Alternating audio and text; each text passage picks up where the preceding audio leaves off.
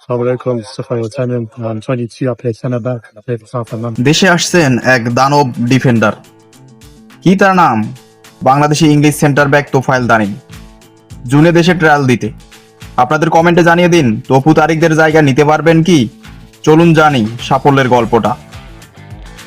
তোফায়েল তানিম তিনি মূলত বাংলাদেশের বংশোদ্ভূত, ইংল্যান্ডের পঞ্চম ডিভিশনের সাউথহ্যাম্পটনের ক্লাবের গুরুত্বপূর্ণ প্রতিপক্ষ। বিশিষ্ট আকার, বল দখলে দুর্দান্ত প্রতিপক্ষকে দমনে কার্যকরী, যার কারণে তাকে দানব ডিফেন্ডার বলেই ডাকা হয় ইংলিশ ফুটবলে।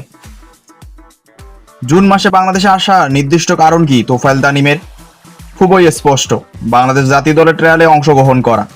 প্রতিযোগিতামূলক জায়গায় কেউ পারফর্ম না করলে তাকে দেখা হবে তৈরি প্রতিভা হিসেবে। তোফায়েলের বিরুদ্ধে কাঁধে কাঁধ মিলবে কারা কারা? বর্তমানে বাংলাদেশে প্রতিষ্ঠিত মাঝমাঠি তপু বর্মন এবং তারেক কাজী, তাদেরকে প্রতিযোগিতা জানাতে আসছেন তরুণ এই ডিফেন্ডার।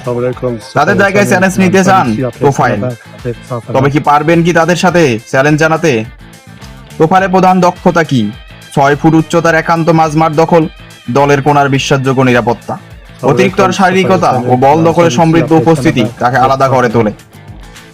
তোফায়েল ট্রায়ালে আগমনের জন্য কি ধরনের ফিটনেস ও মনোমূল্যায়ন নিচ্ছেন? ইংলিশ ক্লাবে নিয়মিত খেলাধুলা, শক্তি ও গতিতে অনুশীলন করছেন। মানসিক প্রস্তুতি, জয়ের রাস্তা নিজের মধ্য থেকে তৈরি করার পথ, সবকিছুই করছেন নিজ উদ্যমে।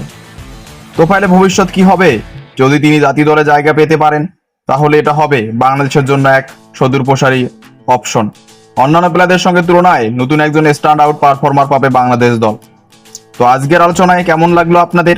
আপনি কি মনে করেন তোফায়েল তানিম পারবেন তপু তারিকদের জায়গা নিতে? কমেন্টে জানান। আর নতুন খবর পেতে সাবস্ক্রাইব করুন চ্যানেলটি।